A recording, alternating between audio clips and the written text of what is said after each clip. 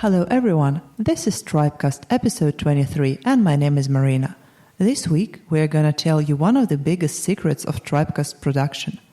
You could have already guessed that, but we're not live. So I combined this week for you 3 episodes from the interviews recorded in July. First, Veikko Nokkala will tell us about Digia Arvo project by Digia. Then Markus Klöf and Hanna Katajamäki will explain who are the good guys in kombucha and how to drink it right. Finally, Santeri Tuovila will open up about how to prepare and why to join the Finest Bay Area Goes Greater Bay Area tour. And while you're listening, I myself will be exploring Seinäjoki startup ecosystem for this Tribecast Summer Tour Seinäjoki episode. I'd like to thank you for coming all this way to our studio in the co-working space B47. Tell our listeners a few things about yourself. First of all, thanks for having me. We met at Arctic 15 event and my name is Veikko Nokkala. I come from eastern part of Finland near Kuopio, so I'm a little bit like Savoyish people. I don't know what is it. I'm a dad. I have a 4.5-year-old son. I've lived in Tampere and I've lived in Helsinki for the past 6 years. And I've been working with IT and been an entrepreneur for some time. And it's very interesting to be here and see how Tribe Tampere is doing and what you're doing actually. And come here to tell you a little bit ourselves. Let's talk a bit about Digia then. For those of our listeners who missed that part and this important step in the universe, what do you guys do? Well, we do all sorts of things. We're a big company. We're in a stock exchange. We're over 1,100 people. I'm actually not sure of the amount currently because last week there was this publication of a new merger and acquisition with Accountor Enterprise. So I think we're well over 1,100 already, like today and this week. But yeah, we do all sorts of things. We basically have anything related to IT services from the get-go, from the service design point of view, design thinking, etc. And when we start building IT services, we have certain ERP products of our own. Also, we do lots of tailor software. Well, we have basically every technical stack there is within developing and operating IT services.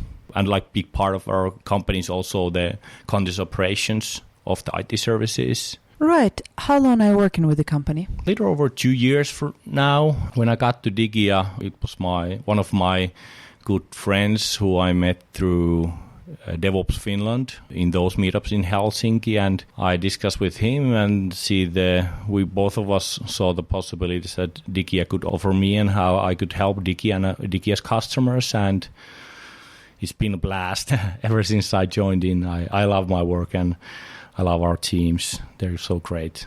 Right, and your position is? Well, my title is DevOps Evangelist. What it means, that I do basically trainings and coaching and consultation, anything related to Agile, Lean or DevOps. I also work as a ambassador for DASA. DASA is DevOps Agile Skill Association.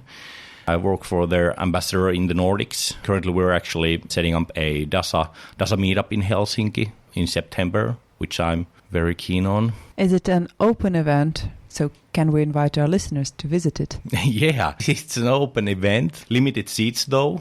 So we hope to get it launched, I think like next week. So in mid-July, possibly. Yeah, it's going to be interesting. A few customer presentations and presentation also from DASA's managing director, Deborah Burton, who's going to be flying to Finland.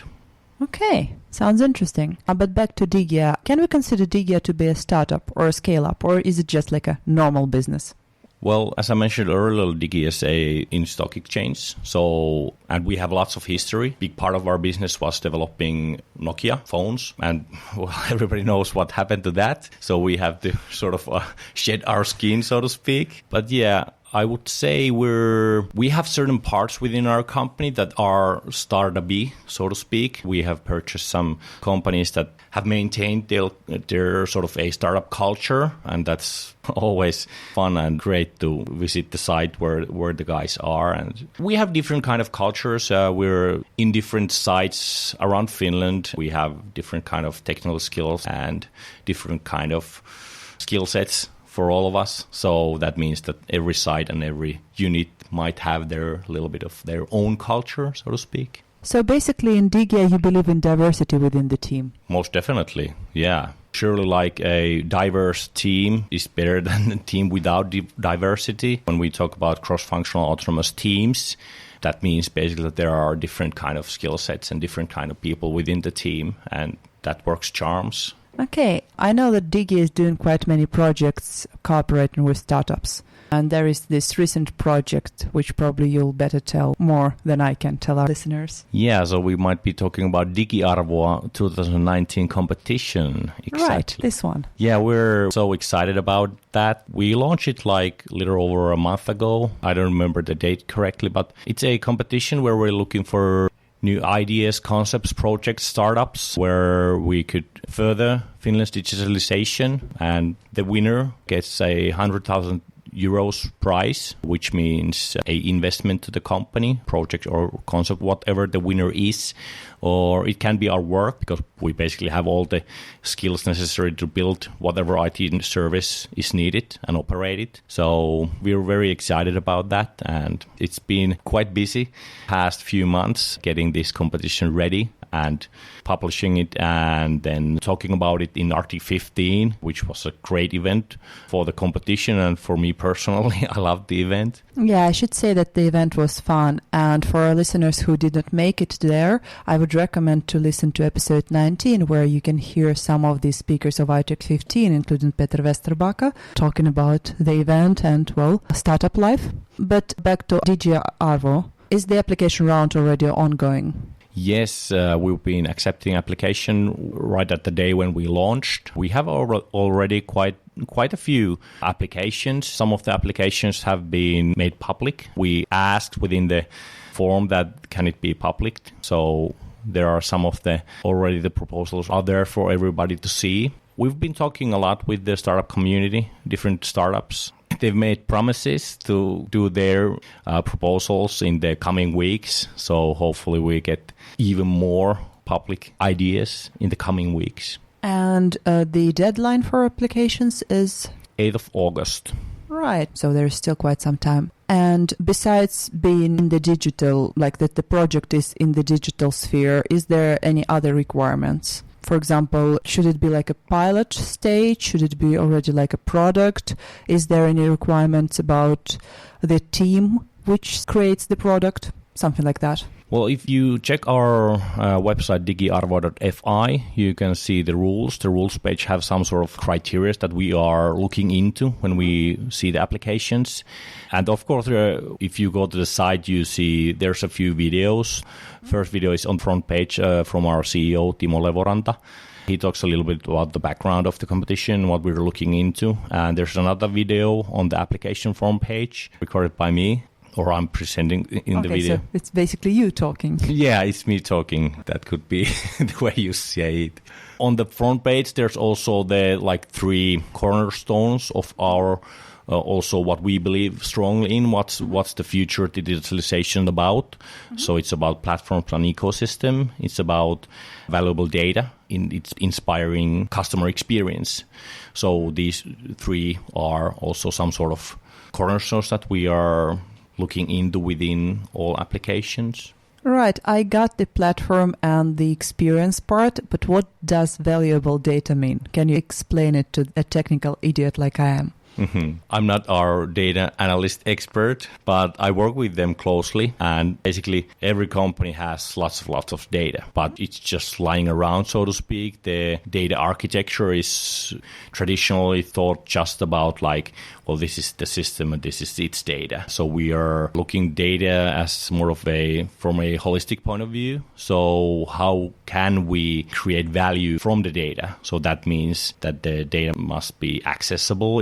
Must be sort of verified, or it must be valid, so to speak. But there's a lot into it. We have very interesting data analytics projects going on. Hopefully we get them public. Maybe I don't understand much enough about business, but still I want to ask, what's the idea behind this competition? Why to do it? Why to give someone your money?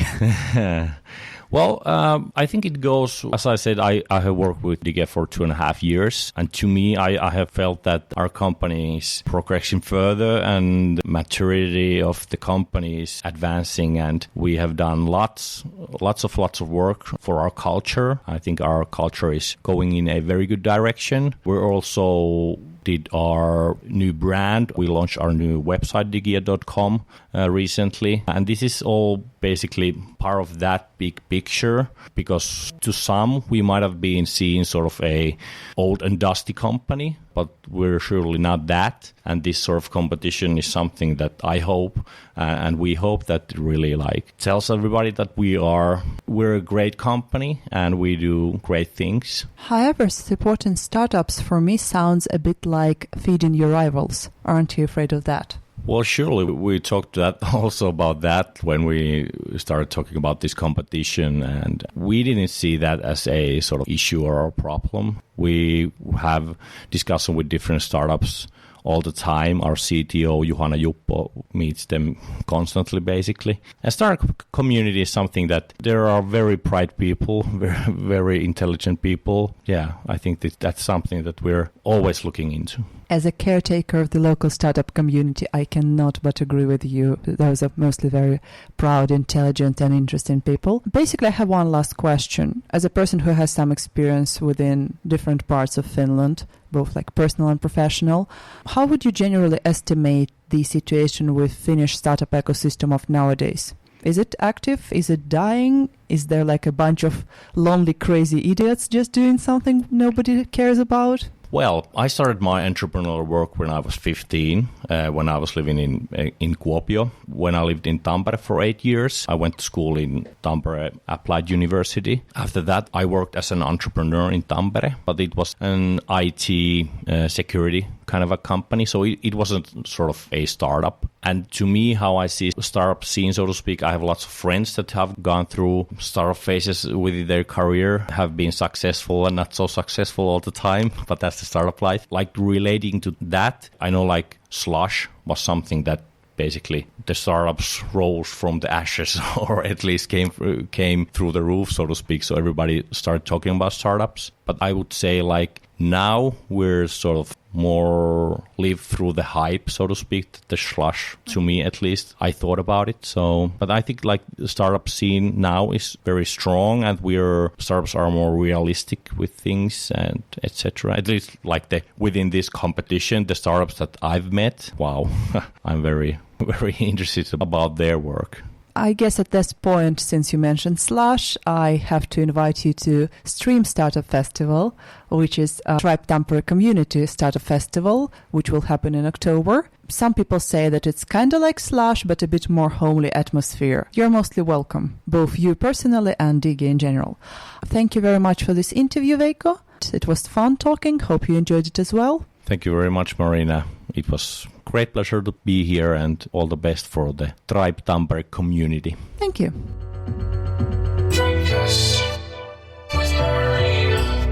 And my next guest will teach you how to drink right, but we're not going to talk about alcohol. So hi, Markus. Hi, Hanna.